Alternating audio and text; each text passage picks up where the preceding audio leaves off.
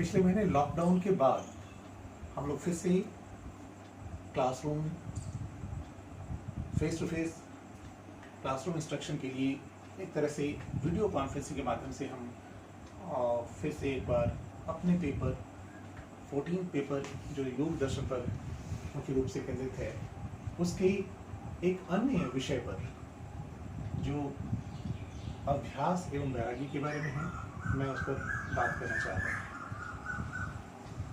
अभ्यास और वैराग्य के बारे में पहले ये समझने के लिए हमें जानना जरूरी है कि अभ्यास और वैराग्य वस्तुतः एक सर्वसाधारण उपाय के रूप में बतलाया गया है। लेकिन ठीक जैसा कि हम लोगों ने पिछले क्लास में इस बारे में बात किया था कि पतंजलि अपनी 5वीं समाधिपाद के 5वें सूत्र में कहते हैं कि वृत्तियां 5 प्रकार की होती हैं और वो पांचों प्रकार की वृत्तियां क्लेशजन्य और अक्लेशजन्य होती हैं। यानी इन वृत्तियों से क्लेश भी मिलता है और क्लेश नहीं भी मिलता है। दोनों प्रकार की वृत्तियों की प्रवृत्तियां होती हैं और उस बारे में हम लोग पिछली क्लास में बात कर चुके हैं। अब प्रश्न उठता है कि ये जो वृत्तियां हैं क्लेशजन्य होती हैं, यानी दुख के कारण होते हैं और क्लेशों के कारण ये वृत्तियां उसी रूप में दुख देने वाली जन्म लेती हैं। प्रश्न उठता है कि आखिर वृत्तियों को रोका कैसे जाए। ऐसी वृत्तियों को जो क्लेश के कारण होते हैं, दुख के कारण होते हैं, उन्हें आखिर कैसे रोका जा सकता है। पतंजलि योग दर्शन में वस्तुतः एक तरह से अभ्यास और वैराग्य को दो सर्वसाधारण उपाय के रूप में माना गया है और ये माना गया है सूत्रों के माध्यम से। उन्होंने 12वें सूत्र में कहा है कि अभ्यास वैराग्याभ्याम तन्निरोध है। दूसरे सूत्र में पतंजलि कहते हैं योगश्चित्त वृत्ति निरोध है और 12वें सूत्र में कहते हैं कि अभ्यास और वैराग्य ही वह सर्वसाधारण उपाय है जिसके माध्यम से हम चित्त वृत्तियों का निरोध यानी चित्त वृत्तियों का संयमीकरण और उसे नियमितीकरण कर सकते हैं। और इस तरह से उन्होंने एक सर्वसाधारण उपाय के रूप में अभ्यास और वैराग्य को हमारे सामने उपस्थापित किया है। इसके बाद वो अभ्यास को एक तरह से परिभाषित करते हैं। अभ्यास क्या है? अभ्यास के बारे में वो कहते हैं कि जितने प्रकार के यत्न हैं जो हमें क्लेशजन्य वृत्तियों से रोकता है, जो हमें चित्तवृत्तियों को संयमित करने के लिए प्रयास करते हैं, उन्हें वो सारे के सारे यत्न जो हैं वह अभ्यास की श्रेणी में आता है। हालांकि पतंजलि जिस तरह से बात करते हैं उनके पूरे पतंजलि योग दर्शन में तीन प्रकार के यौगिक टेक्निक और यौगिक साधनाओं के बारे में चर्चा होती है। एक पहला ईश्वर प्रणिधान, दूसरा क्रिया योग और तीसरा अष्टांग योग। पतंजलि सूत्र संख्या 13वें सूत्र संख्या में समाधिपाद में कहते हैं कि वो सारी की सारी क्रियाएं जो हमें चित्त वृत्तियों को क्लेश जन्य चित्त वृत्तियों को रोकने का काम करता है, वो सारे के सारे अभ्यास कहलाते हैं। और इस दृष्टि से एक बात साफ है कि पतंजलि अभ्यास को एक विशाल प्रैक्टिस मेथड के रूप में सामने लाते हैं। उसके बाद इस अभ्यास को 3 तरह से देखना पड़ेगा। पतंजलि ऐसा कहीं स्पष्ट नहीं करते हैं कि साधकों की 3 श्रेणी होती है, लेकिन आगे के व्याख्याकारों ने इस तरह से साफ साफ स्पष्ट किया है कि साधक की 3 प्रकार की श्रेणी है। एक उत्तम, दूसरा मध्यम और तीसरा अधम। उत्तम साधक को बहुत प्रयास करने की जरूरत नहीं होती है, बहुत अभ्यास और लंबे अभ्यास से गुजरना नहीं पड़ता है। उन्हें केवल एक अभ्यास ईश्वर परिधान, ईश्वर के प्रति समर्पण, ईश्वर के प्रति सेवा, ईश्वर के प्रति विश्वास और आस्था से ही एक प्रकार से मुक्ति और मोक्ष मिल जाती है और चित्तवृत्तियां जो क्लेशजन्य होती हैं उन्हें रोक ली जाती है। क्रिया योग एक तरह से मध्यम प्रकार के साधकों के लिए है, जिसमें 3 प्रकार के यौगिक साधनाएं हैं। उसमें से है तप, स्वाध्याय और ईश्वर प्रणिधान। तप, स्वाध्याय और ईश्वर प्रणिधान मध्यम साधकों के लिए एक तरह से प्रस्तावित किया गया है। तीसरा जो अष्टांग योग है वह बहुत ही कठिन है और इसमें 8 अंग हैं। हम लोग 8 अंग के बारे में जानते हैं। 8 अंग कौन कौन है? यम, नियम, आसन, प्राणायाम, प्रत्याहार, धारणा, ध्यान और समाधि। ये 8 अंगों से बना हुआ अष्टांग योग सबसे कठिन साधन के रूप में जाना जाता है और साधक के लिए यह सबसे कठिन साधना के रूप में देखा गया है, और इसीलिए इसे उत्तम कोटि या मध्यम कोटि के लिए प्रस्तावित नहीं किया गया है, बल्कि अधम कोटि के लिए प्रस्तावित किया गया है। अब प्रश्न उठता है कि वैराग्य किसे कहते हैं। जहां तक वैराग्य की बात आती है तो वो कहते हैं कि जिन साधनों से, जिन विषयों से हमें सुख की प्राप्ति होती है, उनके प्रति मेरा एक राग रहता है, उन विषयों के प्रति मेरा विकर्षण या वीतराग होना आवश्यक होता है, तभी जाकर के हम अपने चित्तवृत्तियों को नियंत्रित कर पाएंगे। इसलिए पतंजलि वैराग्य और अभ्यास दोनों को सर्वसाधारण उपाय के रूप में सामने लाते हैं। वैराग्य के बारे में कहा जाता है कि विषयों के प्रति आसक्ति, बारंबार उसे पाने की जो इच्छा है, उसका परित्याग कहीं ना कहीं वैराग्य के रूप में देखा गया है, और इसको सीधे सीधे कहें तो राग की विपरीत वैराग्य या वीतराग के रूप में बताया गया है। अब यहाँ पे प्रश्न उठता है कि अभ्यास और वैराग्य तो दोनों एक ही साधना पद्धति के एक सिक्के के दो पहलू के रूप में है, दोनों को अलग नहीं किया जा सकता है। वैराग्य का मतलब है कि हमारी जो भी निषेधात्मक प्रवृत्तियां हैं, वृत्तियां हैं, उनके प्रति वैराग्य यानी विरक्ति लाना, यानी उसे निषेध करना, निगेट करना।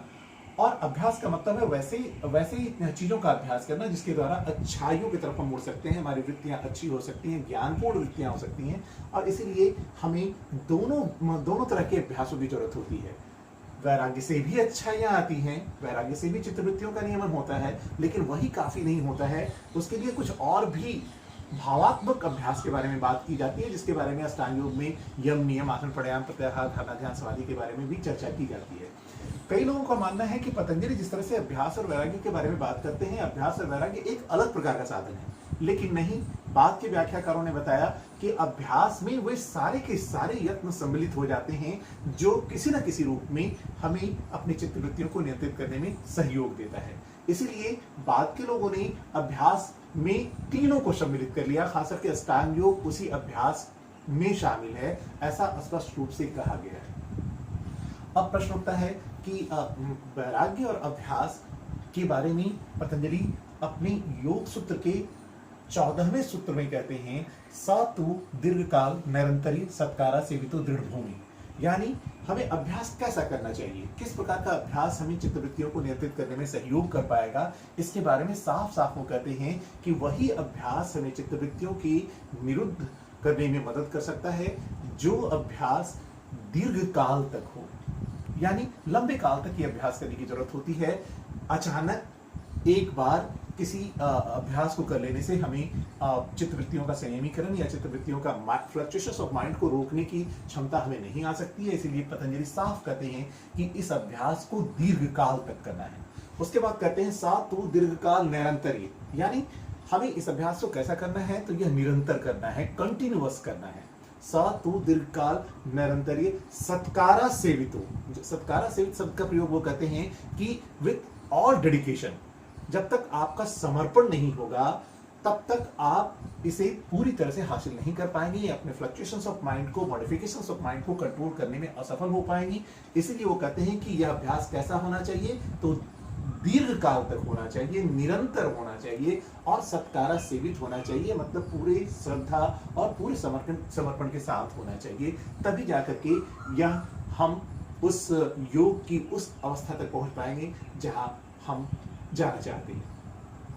अब इस तमाम तरह की बातों को लेकर के जो मैंने कहा था कि अभ्यास को एक तरह से उत्तम, मध्यम और अधम 3 कैटेगरी में बांटा गया, और इसकी चर्चा योग सूत्र में पहले अध्याय के 23वें सूत्र में कहा गया कि वह ईश्वर प्रणिधाना द्वा, यानी ईश्वर के प्रति समर्पण और ईश्वर के प्रति सरेंडर से ही हमें मुक्ति मिल सकती है। हम फ्लक्चुएशंस ऑफ माइंड को कंट्रोल कर सकते हैं अगर हम उत्तम अवस्था में हैं। बहुत लंबे अभ्यास से गुजरने के बाद हम जब यहाँ पर पहुँचते हैं तो उसके बाद हमारे लिए बहुत अभ्यास आसान हो जाता है, और समाधिपाद के 23वें सूत्र में उसकी चर्चा वो करते हैं।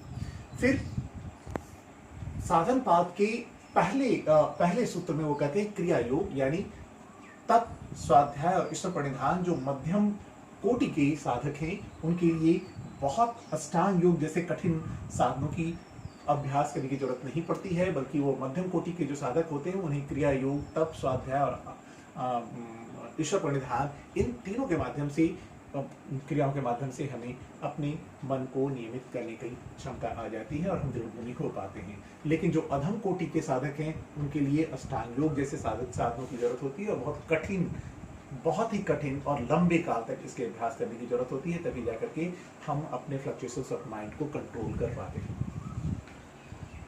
ये तो सर्वसाधारण उपाय के दो अंग हैं, दोनों एक दूसरे से इंसेपरेबली कनेक्टेड है, दोनों को किसी भी रूप में अलग नहीं किया जा सकता है। वैराग्य और अभ्यास दोनों एक साथ चलता रहता है और उसके बाद ही हम इस मुकाम पर पहुंच पाते हैं जहां पर हम अपनी चित्त वृत्तियों का नियंत्रण कर पाते हैं।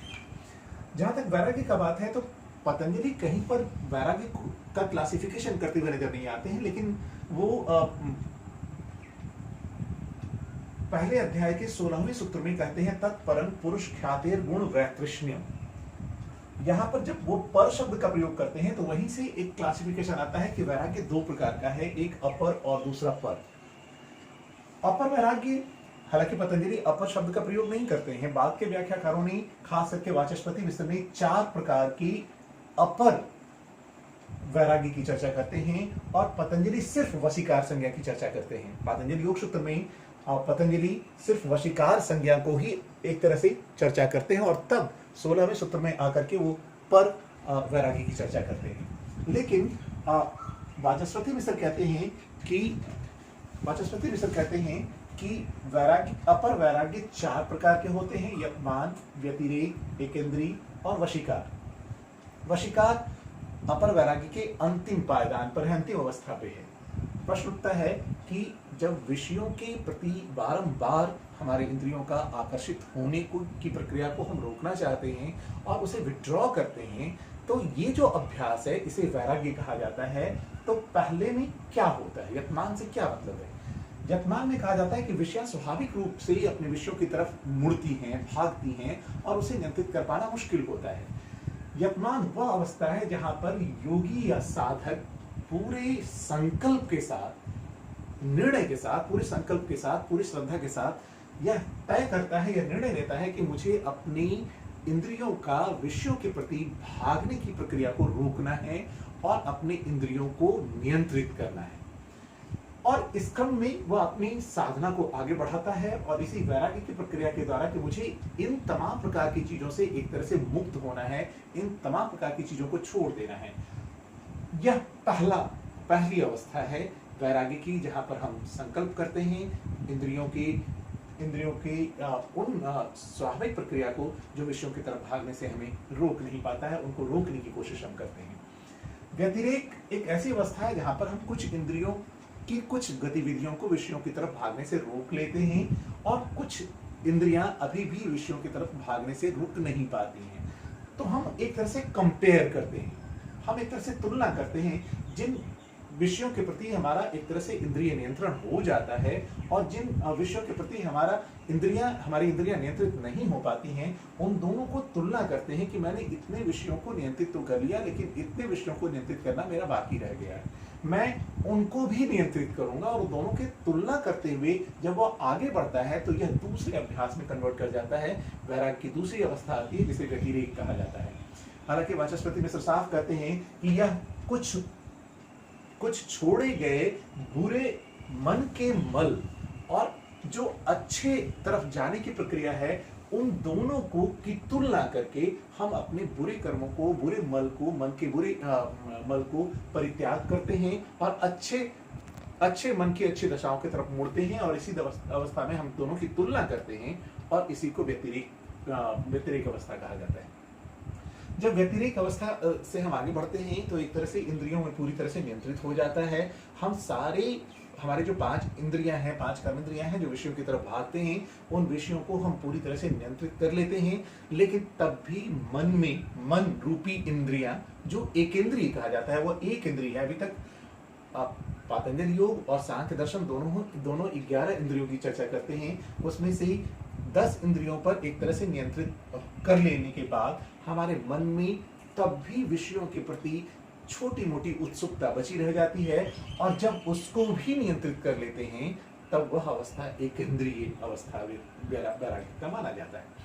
और लास्ट में जब उस पूरी तरह से कंप्लीट हो जाता है, मन की अवस्था पूरी तरह से नियंत्रित हो जाती है, तो वो वशिकार, जब मन में उत्सुकतावश कुछ विषयों के प्रति आकर्षण रह जाता है, तब तक हम उन्हें नियंत्रित नहीं कर पाते हैं, तब तक वो एक इंद्रिय अवस्था में होता है। जब उन्हें भी हम नियंत्रित कर लेते हैं तो वह वशीकार अवस्था में आता है, जिसे पतंजलि ने साफ कहा कि वशीकार संज्ञा में हम तमाम प्रकार की इंद्रियों पर एक तरह से विषयों की तरफ भागने से इंद्रियों को रोक लेते हैं, नियंत्रित कर लेते हैं, और यही अवस्था वैरागी की वशीकार संज्ञा कही जाती है। अब सवाल उठता है कि अपर के ये चार भाग हैं, यतमान, व्यतिरेक, एकेंद्रिय और वशीकार। एक दूसरी अवस्था है जिसे पर कहते हैं, लेकिन इस पर आने से पहले पतंजलि अपर की परिभाषा भी देते हैं। परिभाषा कैसे देते हैं? वो कहते हैं देखे या सुने, दृष्ट और आनुश्रवी विषयों के प्रति वितृष्णा जब होती है, तब वह अवस्था अपर वैरागी की अवस्था होती है। यानी देखे हुए, जो दुनिया में देखने वाली चीजें हैं, जिन्हें हम देख सकते हैं, जिनको हम भोग सकते हैं, उन तमाम प्रकार के विषयों में जब हमारी वितृष्णा हो जाती है, तो वो, और दूसरा शब्द वो प्रयोग करते हैं आनुश्रविक, यानी सुने हुए। हम देखे नहीं हैं, लेकिन वेदों में स्वर्ग, परलोक, इन तमाम प्रकार की चीजों की चर्चाएं जो होती हैं, कहते हैं उन सुने हुए विषयों के प्रति जब आकर्षण के प्रति हमारा वितृष्णा होती है, विकर्षण होता है, और उस पर हम नियंत्रित कर लेते हैं, तो वह अवस्था मुख्य रूप से अपर वैरागी की अवस्था कहलाती है। और पतंजलि समाधिपाद के 15वें सूत्र में इस बात की चर्चा करते हैं। लेकिन पर वैरागी की चर्चा वो 16वें सूत्र में कहते हैं तत्परम पुरुष ख्यातिर गुण वैतृष्ण्यम। मतलब क्या हुआ? अपर वैराग्य में तमोगुण और रजोगुण पूरी तरह से नियंत्रित हो जाता है, सतोगुण की प्रधानता हो जाती है, और हमारा चित्त पूरी तरह से स्वच्छ और शुद्ध हो जाता है, और तब हमें किसी भी प्रकार के देखे या सुने हुए विषयों के प्रति आकर्षण नहीं रह जाता है। लेकिन तब भी सतोगुण के कारण हमें एक अहंकार आने की संभावना रहती है कि मैंने सारे विषयों को एक तरह से नियंत्रित कर लिया है, और उस सतोगुण के प्रभाव से भी जब हम मुक्त हो जाते हैं, यानी सभी प्रकार के गुण से हमारी आत्मा, जिस कारण से प्रकृति के 3 गुण बताए गए हैं, सत, रज और तम, उन तीनों प्रकार के गुणों को पूरी तरह से नियंत्रित कर लेना और उनके प्रभाव में न आने की प्रक्रिया से जब हम गुजर जाते हैं और वहां पर पहुंचते हैं, तो उस अवस्था को पर वैराग्य कहा जाता है।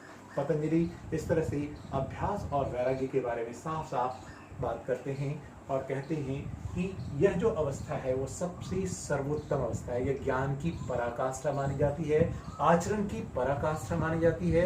एक तरह से ज्ञान योग, भक्ति योग, कर्म योग और राजयोग की पराकाष्ठा यहाँ पे देखने को मिलती है। और यहाँ पे सतोगुण, रजोगुण और तमोगुण जो विषय वासना की तरफ हमें मोड़ता है, अच्छाइयों के प्रति भी हमें एक अहंकार पैदा कर सकता है, जब वो पूरी तरह से नियंत्रित हो जाता है, तब उस तरह की दशा को हम क्या कहते हैं? तो पर वैरागी कहते हैं। और इस तरह से पतंजलि अभ्यास और वैरागी के संबंध में साफ साफ इस तरह से अपनी बातें रखते हैं। धन्यवाद।